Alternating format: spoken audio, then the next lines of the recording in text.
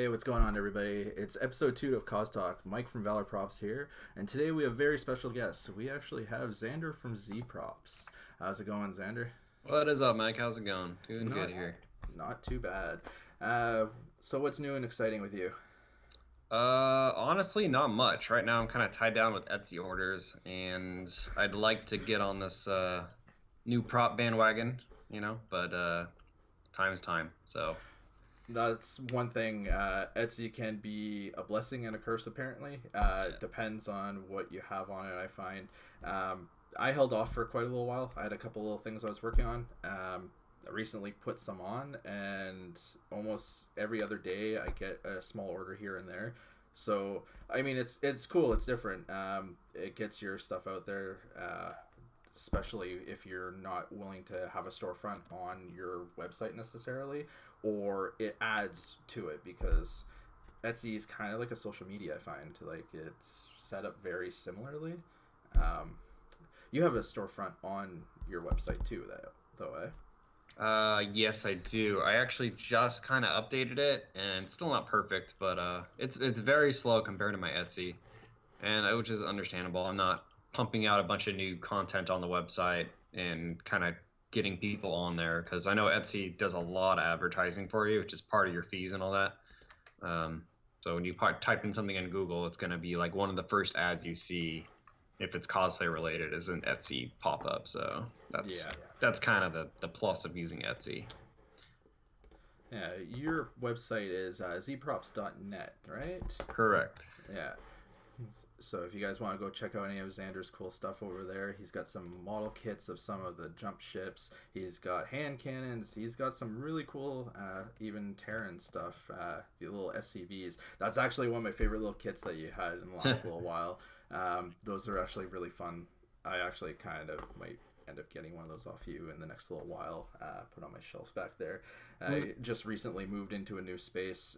My at-home office is actually a lot better setup for this, so it's nice. But as you can see behind me, I have like a bunch of shelves that were built into the wall, so I need stuff to fill that with, and I don't want to make it all myself. I am actually not getting your video. I don't know if the Twitch viewers and all that can see you or not, but it's not showing up. Actually, just because the way, like I said, I had everything set up, Okay. it's going out. Had to stop it with you for the call, but for this, they should be receiving it. If anyone's out there watching and you're not getting it, hit me up in the chat because then that way I can fix it. If there's any kinks in this episode, at least, keep going. Like I said, it's my second episode doing this, so there may be issues still. But hopefully we can iron those out in the first couple episodes and get this kind of going the best we can. No, there's a lot of interesting things too. Especially one thing I've been noticing a lot is like the progression of your hand cannons. Hand cannons for me, when it comes to Destiny, number one thing. I love hand cannons. I don't care if people say they're not the best or most useful weapon. The aesthetics of them are really, really cool, especially the Ace of Spades. That for the new update a little while back, adding that to it as the hunter class specific weapon.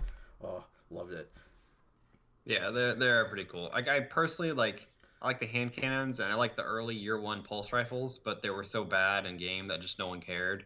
But so I was like, oh man, I really want to make one, but no one's gonna care because they're bad in game. So I guess that's reason enough not to do it. But yeah, hand cannons are, they're still very complicated and detailed, and they just get more and more crazy. But I think they're a good like middle ground investment, like for and making that props. and that's the thing. It seems like a lot of people are really interested in that type of stuff. Mm-hmm. I don't know if it's because like it relates to some of the other games out there. I know when it comes to like one of my favorite hand cannons, it's actually The Last Word. I really enjoy it. I just like the aesthetics of it, plus the kind of lore behind it. If you go into Destiny, there's a lot of lore that you can't find unless you get like a lot more of the Grimoire cards and you finish certain missions and stuff. So it's kind of fun to check that stuff out, and it makes building it even cooler for me. It looks like we do have some of the people coming in now, so that's cool. Actually, right now. Oh, Nimi Nims. I'm assuming that would be Nimscraft, actually, if that's him. I do believe. One way to find out. He'll probably answer if it's him. Actually, if that is Nim, he actually ended up doing a finished copy of my Celestial Nighthawk helmet that I 3D printed a little while ago. That was actually a really cool color scheme that he picked out for it too. Right now I'm remolding that for the second time, which is I don't know, have you ever done a matrix mold, Zander, of a helmet? Matrix, no. I've just done always jacket. I'm trying to looking up his paint job. I'm trying to see that. Yeah, it's like a bluish green on the back of it. He ended up posting that just a little while ago. Okay. Yeah, there's a lot of makers I still don't quite know. I kind of, just because of timing, know all the makers. I kind of got on a little earlier in this whole prop craze thing, and so everyone that's new is just kind of slowly trickling into my social circle. And I'm sorry, I don't know everyone yet, but I'm trying to spell And that's his the name thing right. is, it's usually his is Nimscraft, his page, I do believe. So it's NIMS Craft, all one word. But when it comes to me, like being a small time maker, relatively new to the list of people out there, I started kind of moving up, getting to know certain people, meeting people like you, Eric from Corgi Creations, even talking to Bill and Britt from Punished Props. I really probably only got to know you guys or meet you guys because I reached out to you. That's the one thing. It's like sometimes I find it can be kind of like intimidating talking to people that have been in the circles for a long time. Like talking to Tom, actually, like I've looked up to Tom for quite a while, and his molding tutorials for his Daft Punk helmets are actually pretty much what got me being able to do my Destiny helmets the way I do them. And then I talk to Frankie Polito sometimes as well for his molding techniques, and it's just it's kind of surreal. I don't know. I don't really feel like I'm at the level where I should be to be in that circle of people talking to on a regular basis sometimes, but it's kind of cool.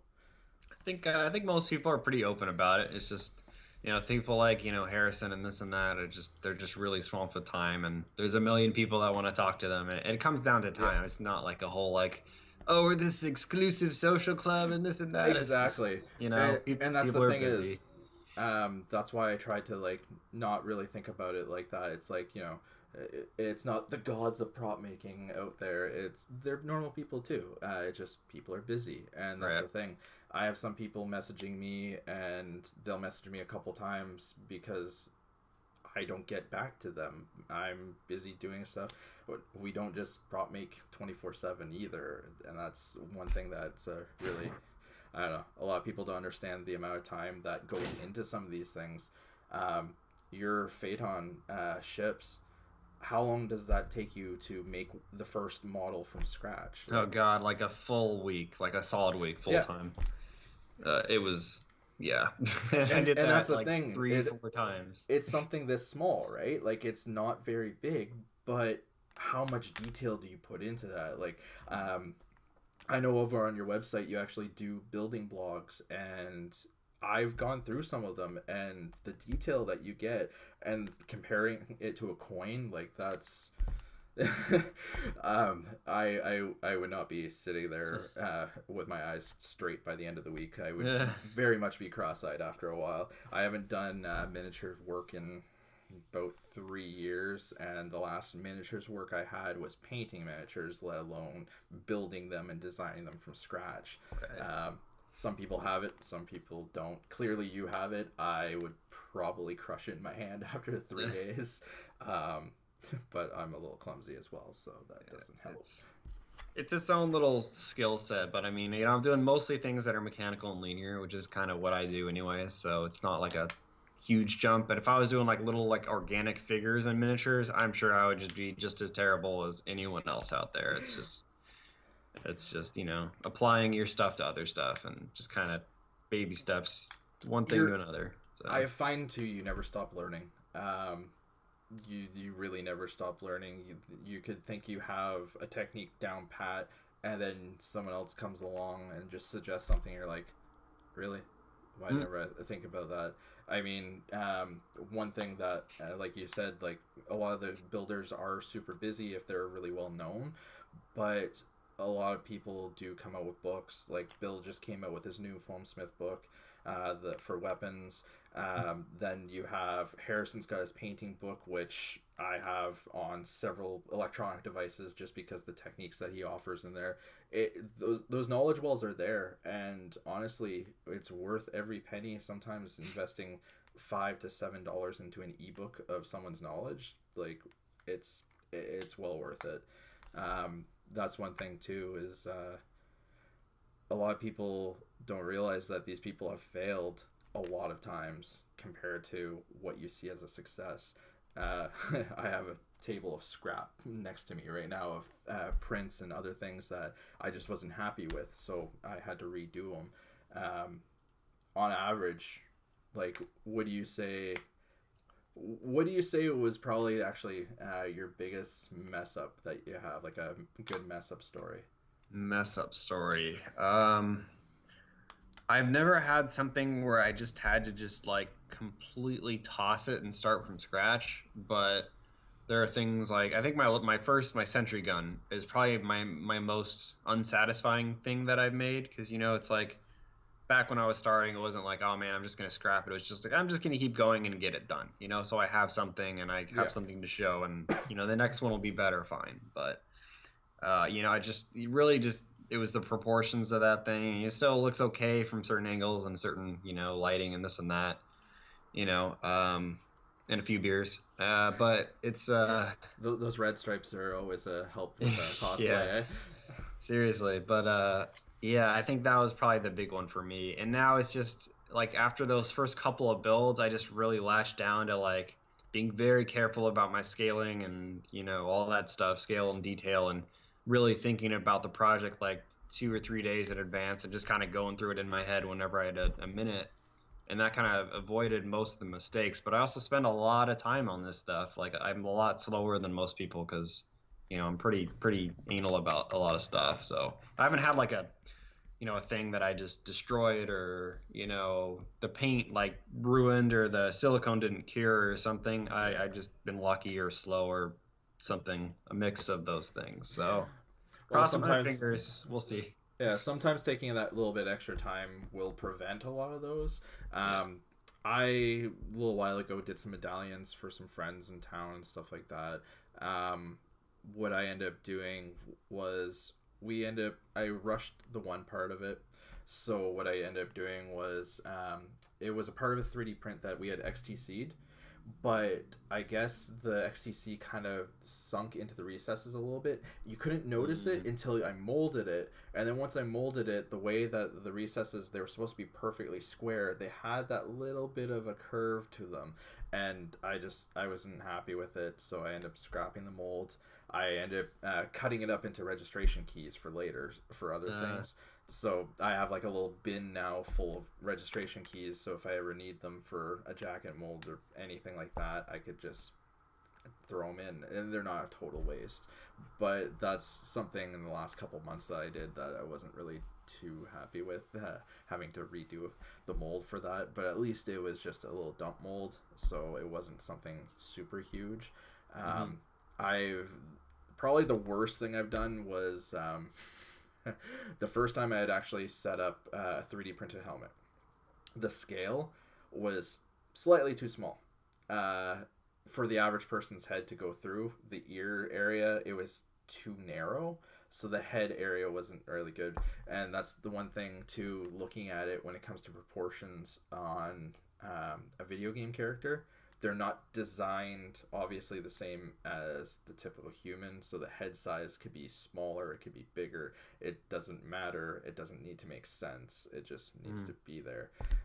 So I end up having to pretty much completely re 3D print the whole helmet, Oh man. which that took a couple days. Was not pleased about that at all. Yeah.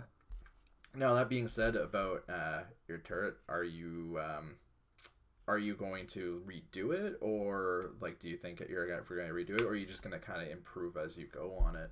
Well, luckily for me, it's from Team Fortress 2, and there's the upgradable turret. So there's the level 1, there's a level 2, and there's a level Yeah. 3. So they get progressively bigger and more complicated and more menacing. So I just made the level 3 instead. And I Okay. learned my lessons pretty quick, because when I started this project and laid out all the proportions, I was way more careful on the level 3.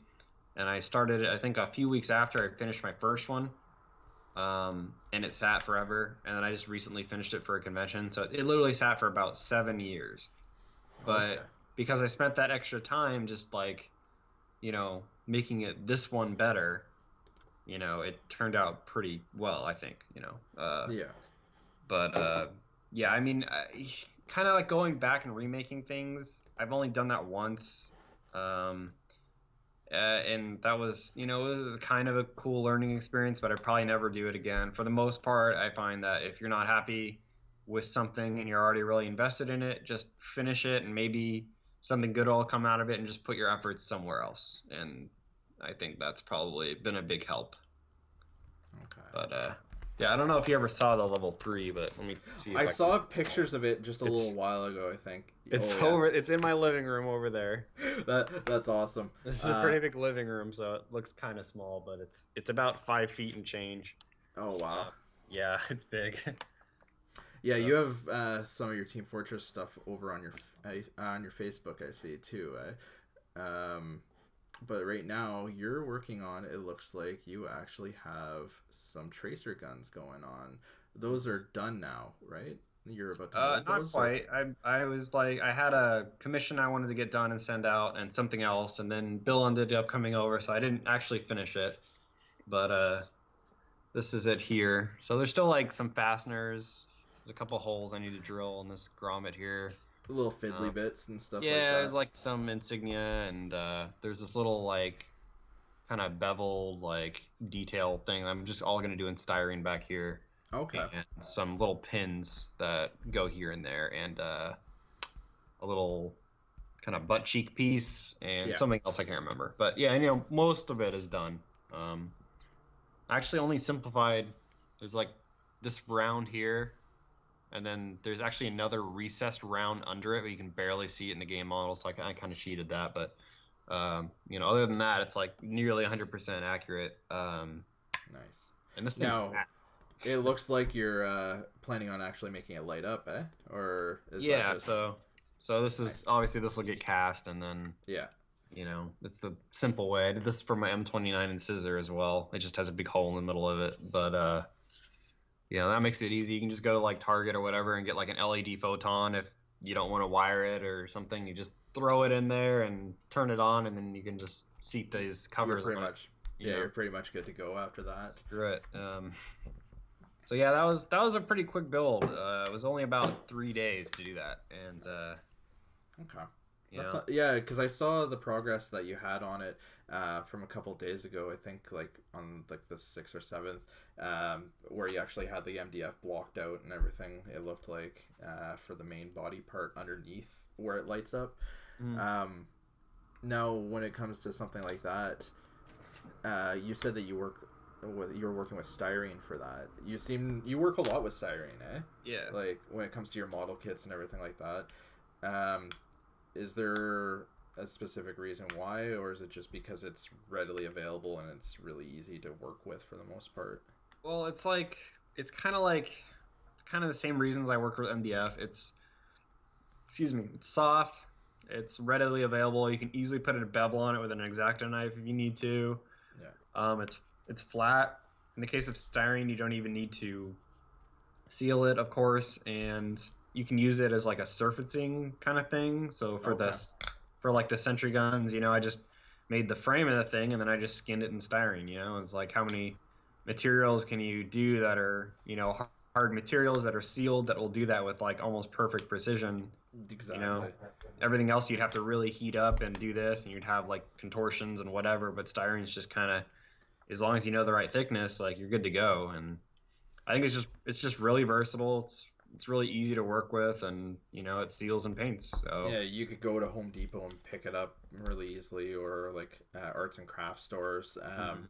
Actually, before I moved here, I lived up like 3 doors down from a hobby shop. I lived above a store for a while, and the hobby shop there had styrene everywhere just because of their train kits or this or that. So if you want to make stuff, and they even had it where you could get it where it actually was pre semi cut, so it had strips. So if you needed thin little strips, you could cut them off, break them off, and then you can actually do little tiny pieces.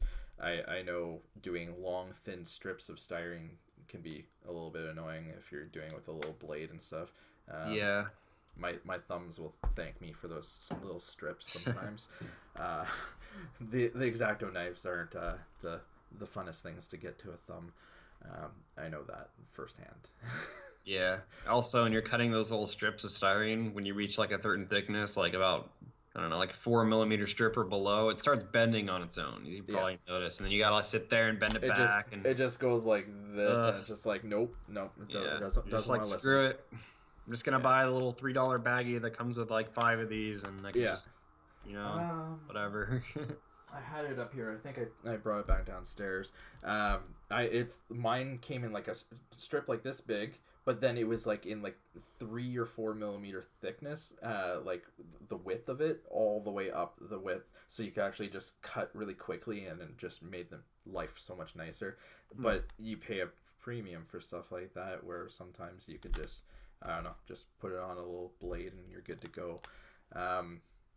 Because I'm pretty sure a friend of mine was saying that he doesn't like cutting it, but he likes using it for a couple other things.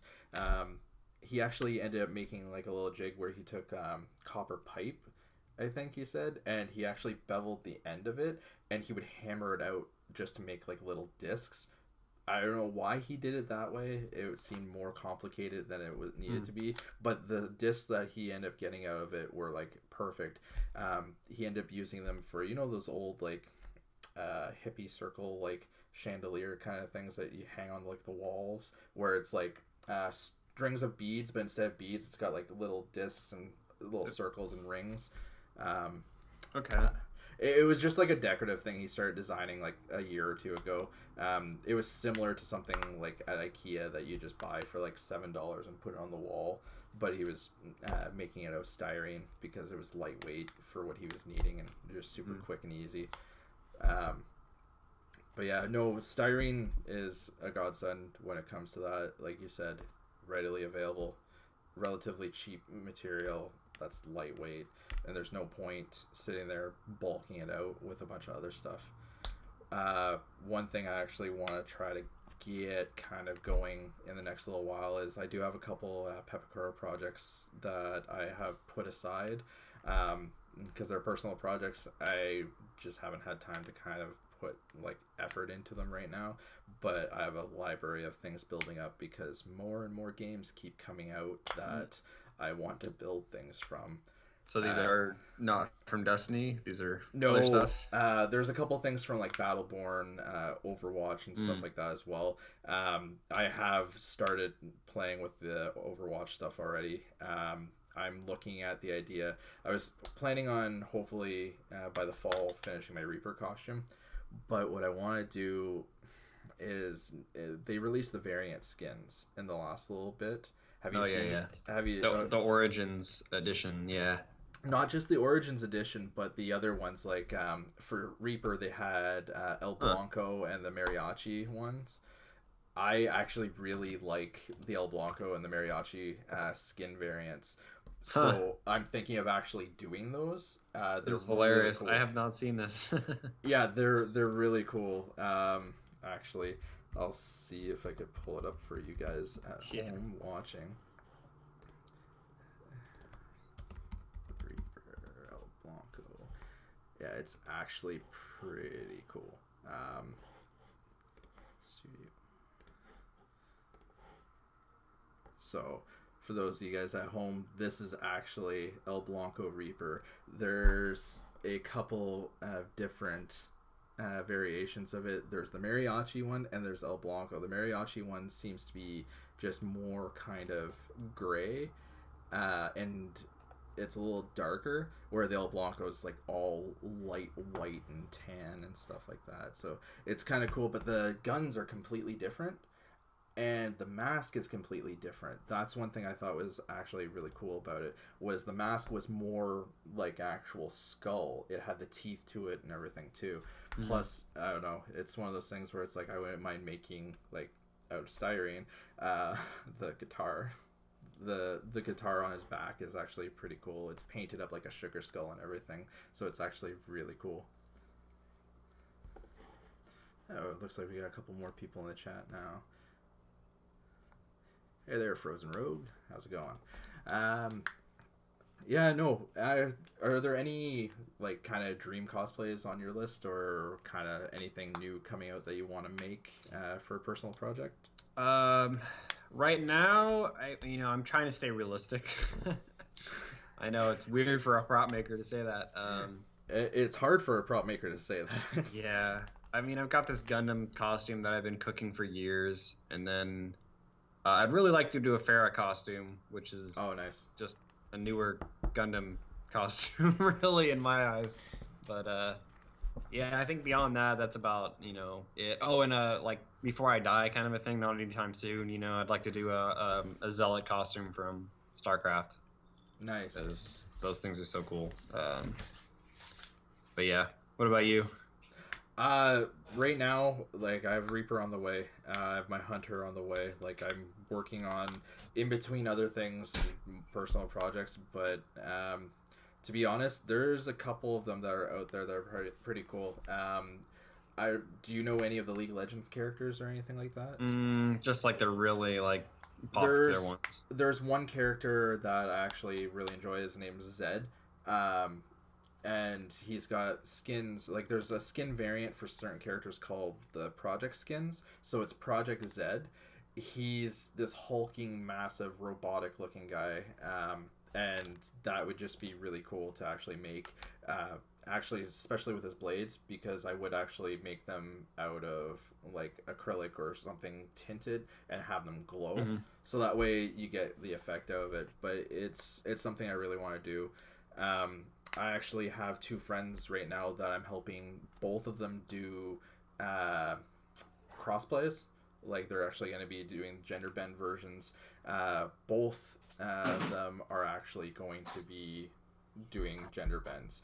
My one friend wants help doing a female Star-Lord from Guardians of the Galaxy, which will actually be kind of cool because there's going to be a lot of newer updated stuff with the new movie coming out next year and everything. And then my one friend, he wants to actually do a male version of Jinx from League of Legends.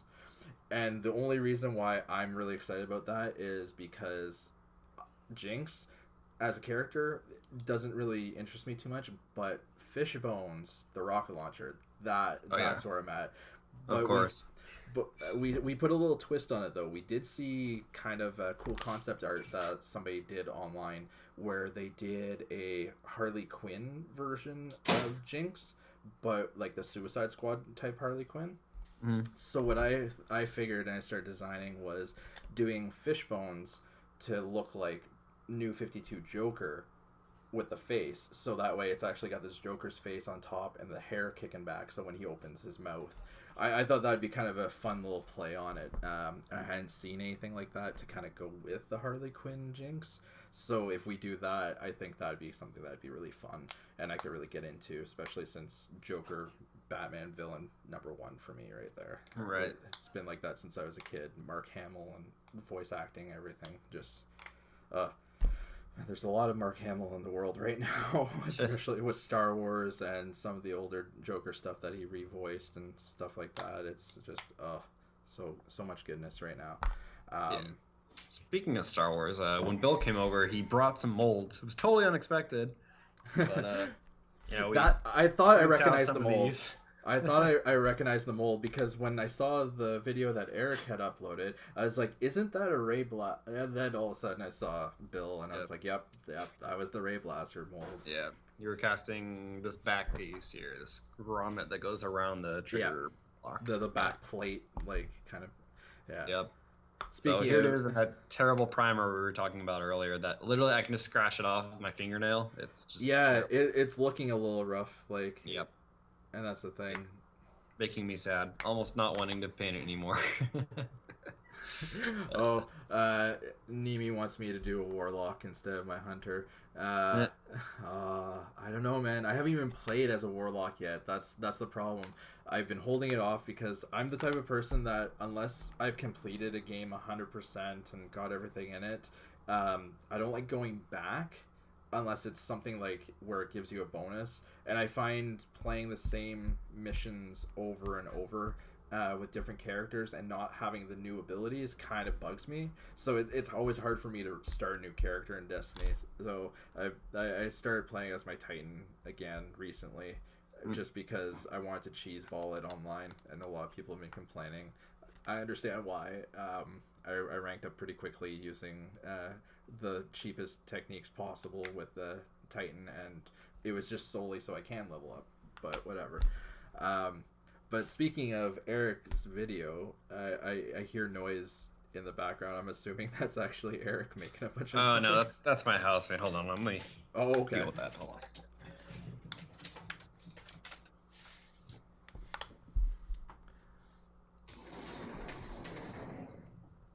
Oh. All right, I'm alive. No, Oh, we lost it. I'm just outside the kitchen, so my housemates come in and out, and okay.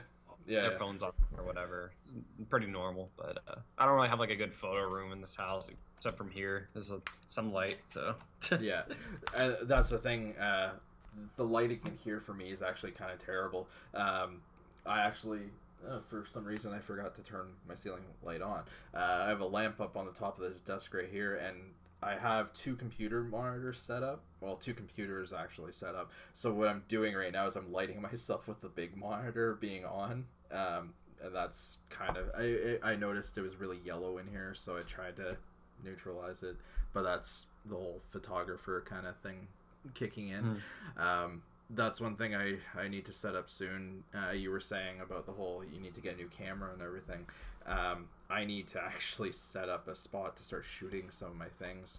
That's one thing I keep kind of missing out on, is if I do a commission for somebody, I just haven't had the time or the space to set up a little area, kind of like how Harrison does with his products after he's done, and just shoot them so he can have it for a portfolio. At best, for some of my props that I was really enjoying doing, I literally have cell phone pictures, which is a real shame for me, since, you know, I started out as a photographer and I really enjoy doing product photography. That's one thing that it's really bad. Well, what's nice about molding everything you make is like you send out a commission and you could go back and remake another one and take better photos. So that's kind of how I justify sending something out that I haven't quite photographed, but you know. Okay, so we actually have a question for you here, Zander. Apparently, Nimi ended up getting one of his friends that does a hunter cosplay to pick up one of your kits. Do you have any tips on painting them? He wants to know. So I have a different technique for every kit, so I guess it depends on the kit. Did he get? It's the Ace of Spades. It looks like Ace of Spades. Yeah, is the advanced kit? It doesn't say. If you're still on Nimi, you want to clarify for that. Just because he said he had to run out shortly, but he was just wondering if it was one of the advanced kits. Okay. I'm not sure. Well, I think in both cases, I mean, this is kind of a pain to paint. If you want to do it accurate and do the swing arm white, that's a pain. Just a little bit more, is it? Okay. The rest of this. There you go. The rest of this thing is yeah, that was fun. So what I did is I basically just sanded everything, primed everything, did the mechanism and all that before I painted it. That's important. And then did primer and then black base coat, like 3 coats or so, and then I masked off the receiver, the top of the barrel here, and you glue this very last thing you do is glue the cylinder in. So you're painting that separate, and then I did the stencils and stuff and masked off the bottom. did this a white, so at least when you're working on this, it's going to scratch a little bit, but it's going to scratch black on white instead of white on black. Yeah. So that's good. And then these, I don't have a vinyl cutter. I got my Eric does, my housemate, my buddy here, and he yeah, we harass each other in the shop all the time, but I don't want to be reliant on someone else's tools, so I kind of do my own thing. And these, I just took a picture, scaled it up, and cut them out of paper, and then spray glued them onto a sheet of styrene, and then cut them out with an X-Acto, and then I put them over, and then I, of course, masked it and sprayed it white. And that's not going to give you a perfect thing, but it's going to give you a pretty, specific, generalization of what you want. And so then I just took a really fine tip, like a Tamiya brush, and just went on the outline and sharpened everything up for these. So that's how I did these. But if you have a vinyl cutter, you want to go to Kinko's and get it cut out, that's probably easier. And these were just masking tape, so because they're pretty simple. They're pretty straight lines. The swing arm. Luckily, this gun is black, because what you have to do is that swing arm, the advanced swing arm, the one that folds out like this, is you have to mask off the area and then paint this white, which is really tricky because there's all these recesses and details under here and on the flip side. So you're going to get some overspray on that, and you just go back and touch that up with black and then re-clear it with, I use matte clear on everything. I kind of like the sheen, the very light sheen to it.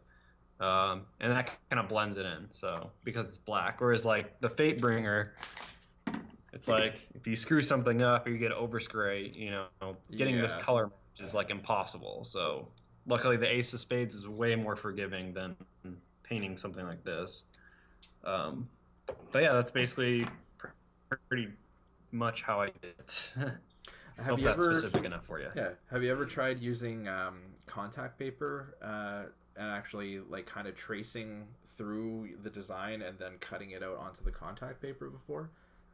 I've never used contact paper. I'm not quite sure what that is. Is that kind of like it's like a tracing paper with a pigment on the back, so you can kind of it's not so much like a pigment. It's contact paper. It kind of looks like that stuff that you use like window cling, where you put it up and what it does is it kind of frosts the window, but it's a little thinner. It doesn't have the texture to it as much. But what you could do is it works like really good as a stick-on stencil. So you could cut it out. You get the really sharp lines and everything like that. Then it sticks really well. But then when you pull it off, it doesn't leave residue behind or anything like that. So it makes for really good, just little stencils, especially if you have something you want to do like that. Because if you have it repetitively done, you could kind of reuse it a couple times typically, or it's cheap enough and easy enough. Like you could get it at hardware stores and stuff like that for a big roll of it for $5-6. Sometimes it goes up to 10 depending on where you are. I've tried that before for a couple things. I really enjoy it. It's what I used to do for repetitive patterns, and I'm pretty sure that's actually what Harrison used on his Needler gun, the hex pattern. I think he cut that with a vinyl cutter to get that hex pattern out of contact paper. I'm pretty sure I saw that was in the talking about that gun a while back. But it's something I've used before in a pinch. Not everyone, like I said, and like you said, has a vinyl cutter, but it's something you could actually use with a scalpel and Sharpie, everything, draw it out and just cut it out, and you're pretty much good to go after that. But it's see-through enough, even with the backing on it, that if you just actually print it off a to scale picture of the Ace, you should be able to trace it and kind of go from there. But yeah, hopefully that helps you. Yeah, that's certainly doable. I mean, if I do a bunch of these, I'm probably just gonna make a vector drawing and get them all vinyl cut and low tack vinyl. Yeah. But sometimes in a pinch, I'll take masking tape and I'll just, a thick sheet like this, and I'll put 3 of them kind of overlapping a little bit. Yeah. And I'll put it on a really thin sheet of styrene, because styrene cuts really nice. And I'll just trace out my shape and cut it out with a pair of scissors, peel the tape right off the styrene and plop it on the object. And it's like a super fast stencil, because that styrene lets you cut this evenly, because if you just try and cut this, obviously you're going to run into some problems. And most things, it'll take the adhesive off, but styrene doesn't. So it works. That's the one thing I hate doing is, and that's why I started using contact paper. Was I used to, for little stencil lines or little detail lines, try to use painter's tape and then cut it out and then stick it on, use that for a paint.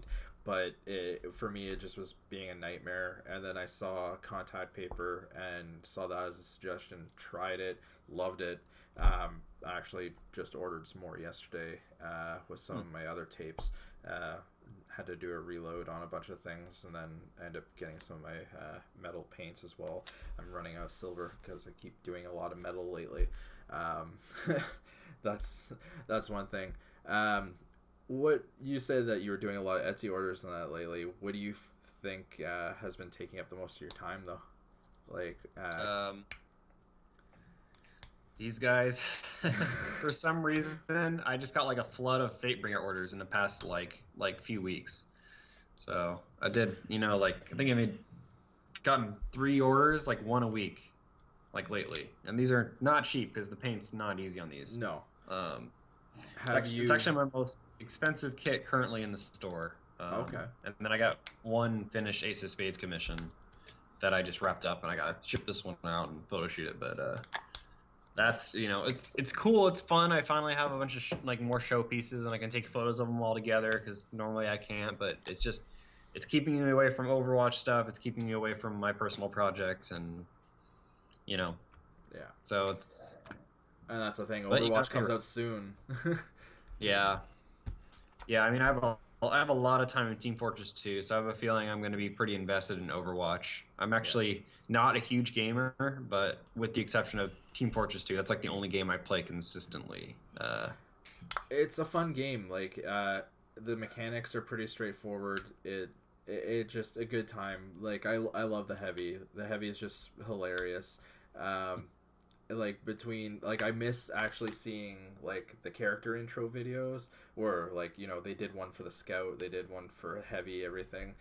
Just those made my day. A lot of times it's like if I was just not in the best mood, go on YouTube, watch those, instant cheered up. Yeah. It's too good. So I'm hoping Overwatch is very similar. It feels like it's very similar and it's gonna play the same, which is nice because a lot of people that like Team Fortress 2 would be able to easily get into it then. So hopefully that works out for you too. The other one that I've been playing the beta for lately is Battleborn. I find that is similar in some senses too, especially there's a character, he's a big southern guy and he's got a turret gun. He pretty much strip him down, he's heavy, he's the heavy. So playing as Montana, it's pretty much similar in a lot of senses. So I'm enjoying that right now.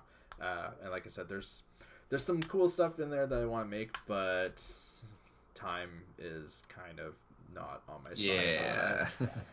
Time is never on my side for that. Yeah. The other one is I don't know if there was a couple of cosplayers that have done them before. I'm pretty sure Jordan from Henchman Props, he did Wrath, I think, a little while ago from that game. And then I think Jessica Negri did Orendi. And they're really cool characters. Wrath's weapons are just these crazy red swords, and he just dashes in and just uses them like crazy.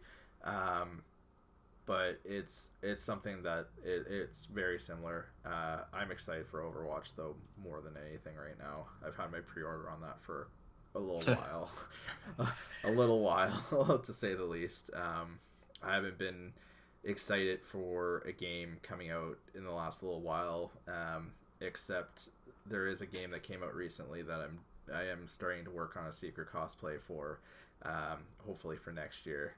It's gonna be a little time consuming, and I'm going to be bringing in some help from some other prop makers that I know that can help me with this, and I'm going to be doing some electronic components to it too, so it's going to be fun. It's another Gearbox title, so Hmm. it'll be a good one. It's something that I'm not used to doing, so it's a little out of my comfort zone. But I think that'll help, and I think that'll make it better. Do you ever find like you get asked to step out of your comfort zone for when it comes to prop making, or do you have a small area that exists?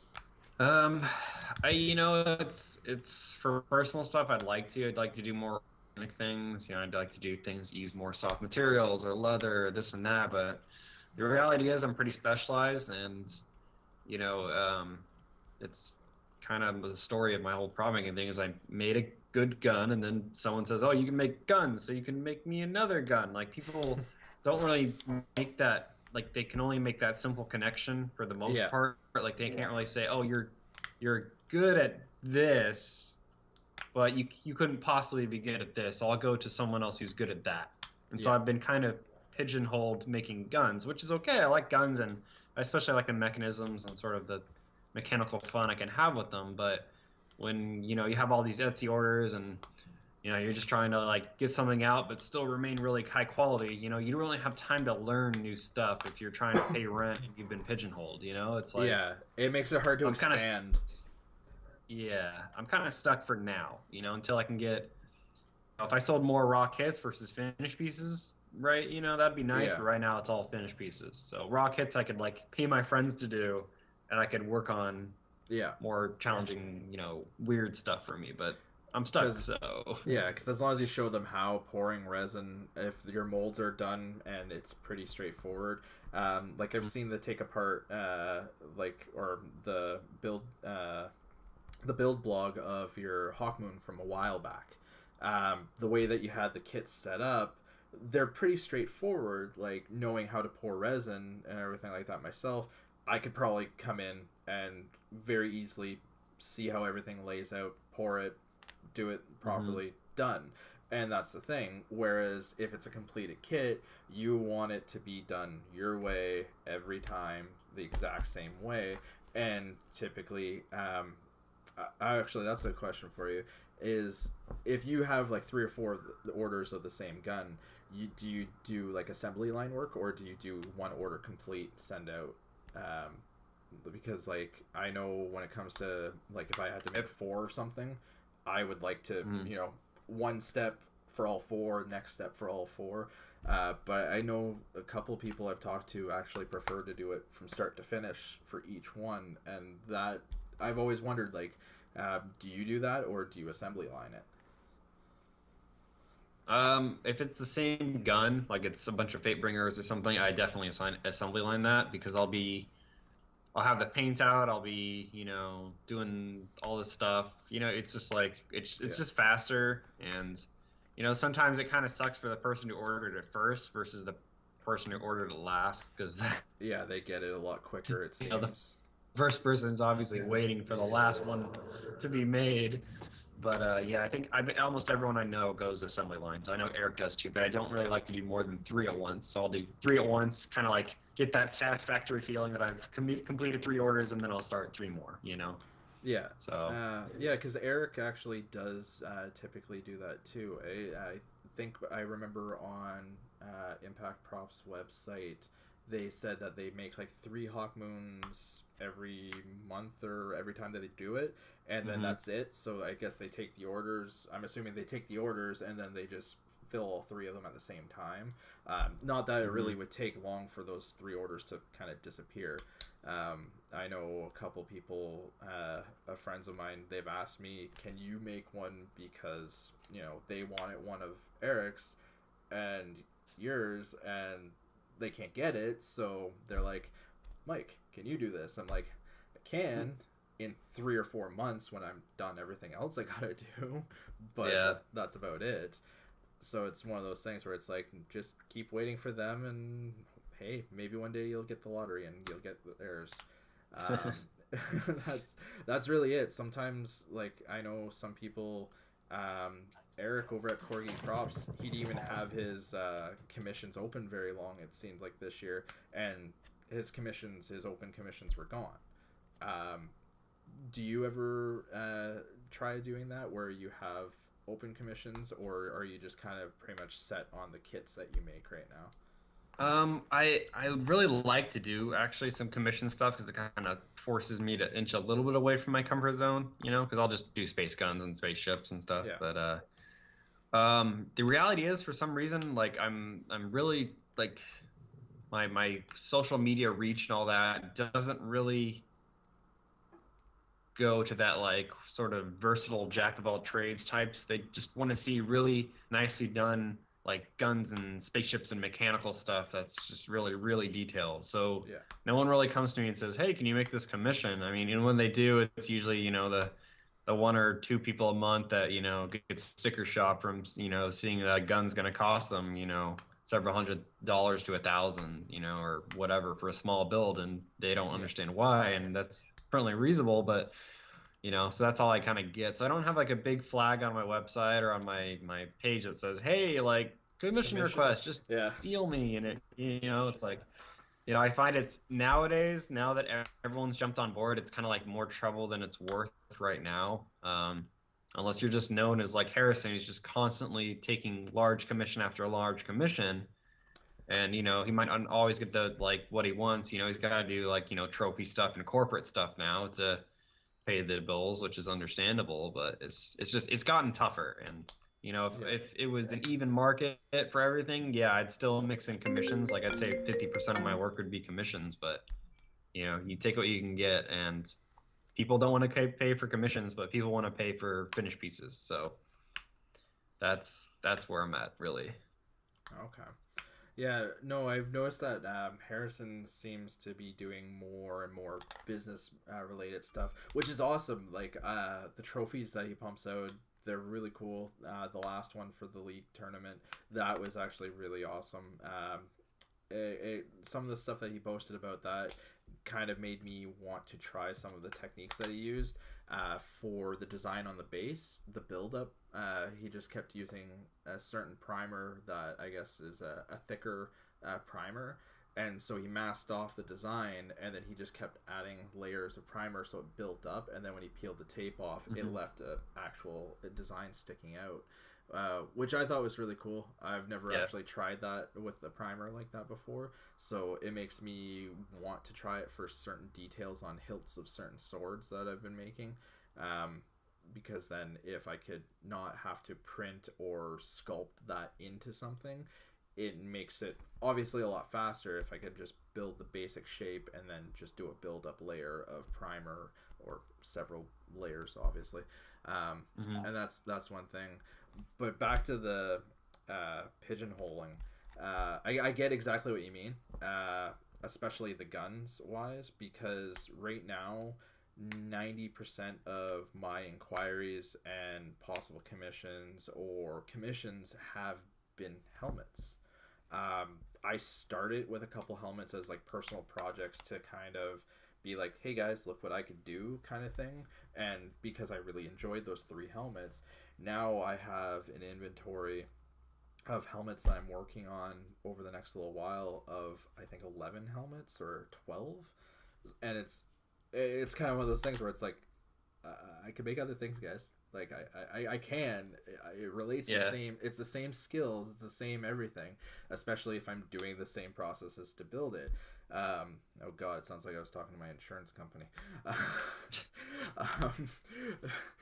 Have you ever run into that problem, or is it like anything else? Like I've talked to a couple other prop makers and they've run into like similar kind of things. So for like me to get my business insurance, they were just talking about like, oh, we don't want to touch you. You could do anything. And it's like, yeah, I could build anything using the same processes. If these processes are okay for this one build, why are all of a sudden is it not okay for this and you won't insure me? Like that made no sense to me. But they gotta protect their butts, I guess.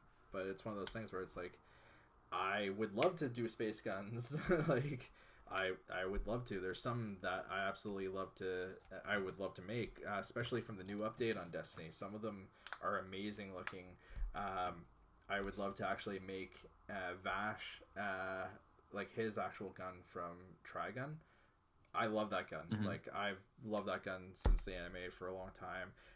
I want to get into swords. I want to get into other things, but it's one of those things where I've been a little pigeonholed too, and unless it's going to make me money right away and someone's going to commission me to do it, I just don't have the time and money to dump into a project and then wait 3 months to get a return on it. And Right. that's the problem about that. It's not you create something and then 10 minutes later you're a millionaire. Uh, Yeah. if only it worked like that. But Yeah, that's exactly what the jump ships were. They were like, I'm not making a gun right now. I'm gonna make a spaceship because that's what I want to make. I'm only gonna invest a yeah, week in this, and then I'll make a little kit, and then maybe it'll slowly pay itself back. But it totally didn't. But it was fun, and then I just kind of made 2 more in my spare time, or 3 more, I guess, and it still has never paid. It's never gonna pay itself back. For some reason, people just don't buy little jump ship kits. Like they just want prop guns. And it's weird because, like, as you were saying, all the makers are like, man, those jump ships are so cool because they're like, I'm the only one we making little appreciate it ship on a kits. different level. I think that's the Yeah. problem. We appreciate it on a different level because we know the effort that's been put into that. Mm, Like, we've seen what you did, we've seen the final results, and we look at it. It's like, for me especially, I'm like, okay, you know what? If I wanted a little Destiny ship, I would go to Xander in 2 seconds. Why? Because I ain't about that right now. I'm not gonna spend about a week or so, you know, like doing that. And it's like, oh, so it's like I would much rather get a kit from you and actually sit there and paint it up myself possibly, or even just get a nice completed kit from you and put it on the shelf, because that's something I love. I've gotten some kits from even custom toy makers. I absolutely love, like, I actually kind of started talking to a guy named Creature Kits. His real name is Josh Hardy. He makes these really cool little baby maw sculptures. Essentially, it's like a baby demon, and he's sitting there, big fat up bottom lip, teeth sticking out from underneath, and then, like, if you turn him around, he's sitting on his butt, and he's got this, like, a little butt crack sticking out and everything like that. It's this really kind of funny, cute kind of thing, but it was something that when I saw it, I was like, oh man, that looks so cool as this color scheme. So I picked it up, and right now it's sitting on the back of my shelf because it's on the to-do list, because again, it's a personal project. Oh, and Ted Smith says, build what you want to build. And that's actually really cool for two reasons. One, Ted Smith's actually joined us, and two, that's a motto to live by when it comes to it. yeah. Like his builds, the robotic stuff, the cyborg stuff that he's been doing and everything, that's cool. I love watching him do that stuff. It's kind of crazy. And like, one of the things growing up that got me really into special effects and building costumes and stuff like that was actually the Guyver. Like, the stuff from that was just insane. For sure. Yeah, I mean, the problem is you got to cover your bills, and then then Yeah. I can build what I want. I'd love to just build what I want, and it'll all work out. But sometimes it does, and sometimes it doesn't, and man, that's life. And Yeah, and that's the yeah, thing. It's some people think that a prop maker automatically gets into being a prop maker, and it's not always that case. A lot of us have day jobs. A lot of us do other things. After a while, it you could make it your day job, but you know what? Like, it could take 6 years. It could take 10 years. You never know. Like, and that's mm, the thing. So it's you got to pay bills. Bills are a priority, and we can't do this stuff for free. Like, and I've had to turn down plenty of commissions because, oh, can you make me this X, like, 6 7 foot long item, weapon, whatever, but can you make it for under $100? And I just can't. Material wise, it's like, do you cheap out and use inferior materials or in processes and have it fall apart on the customer a week later, then them be upset because you tried to fit within that budget? Or do you turn it down because you don't want to do that? Me, I always turn it down because I can't even build a 6 foot sword for under that price and make sure it's gonna be able to get to the convention. Soul Calibur sword, for instance, was one that somebody asked me to do. A whole Soul Calibur sword for, under $100, and it's like, oh, okay, that's not really. Yeah. I can't do that. I'm sorry. And they're like, oh, okay. Honestly, that's probably about what I would charge for a blueprint. So Right, and that's the thing. It's like, it's for looking at it, it's like you don't want to devalue your worth. Um, I've had a lot of people the last little while tell me that what I'm planning on charging for certain things or whatever seems like a good price, and you want to make that. You want to value your worth. You want to actually make what you're actually worth. You don't want to sit there and charge $10 because somebody else will charge $10. If you think if you think you should charge 20, then charge 20. And because that's what you think it's worth. And that's the one thing I've been learning a lot lately. It's never undersell yourself. And that was my problem for the longest time. It will come back eventually. I had a little doubt in that for a while, but I've really kind of felt true to that lately. For a little while, I had some people questioning about my helmets and stuff like that. No bites, no bites, no bites. But it was still a personal project. It was something I loved doing. It was something I had fun doing. And that's exactly what I kept doing. And then I got 2 sales on my Celestial Nighthawk helmet. And it's like, yes, thanks guys, like this is awesome. I love what I'm doing, you love what I'm doing, you're willing to support that. That's great. And now I'm not looking back. Yeah. It's really fun. Yeah, I always find it's like an influx too. It's just like sometimes it's feast or famine with these orders and stuff. It's just you'll get piled on and then you'll just have this like 2-week break of nothing. It's just so weird. There's like no rhyme or reason to it. It doesn't really correspond with convention season. It doesn't seem to correspond to anything. It's just totally random. And that's the So thing, you is like, you sometimes have a schedule you can go by because okay, in this month there's 4 cons, so maybe a couple weeks before that, if there's going to be a bunch of Destiny people going, maybe they'll get a helmet from me, or maybe they'll get this from me, and it's like, nope, okay, that month it comes up, and then all of a sudden you get 6 orders, and it's like, oh, yeah. okay, so what's going on? Why this now? It's like, it's weird. It's hard to guess, but people are unpredictable, right? So yeah. I've just found there's no rhyme or reason at this. This stuff is just, it is what it is. Okay, wow, holy, it's already been an hour since we started this. I'm going to be actually trying to keep this around about an hour for every episode. Last time we let it run a little bit longer because we did have quite a few people. It was also the first episode, so we're trying to iron out a few kinks as fast as we can, not letting it go too long. But I want to thank you again for showing up, Zander. I know it was somewhat short notice last week messaging you about it.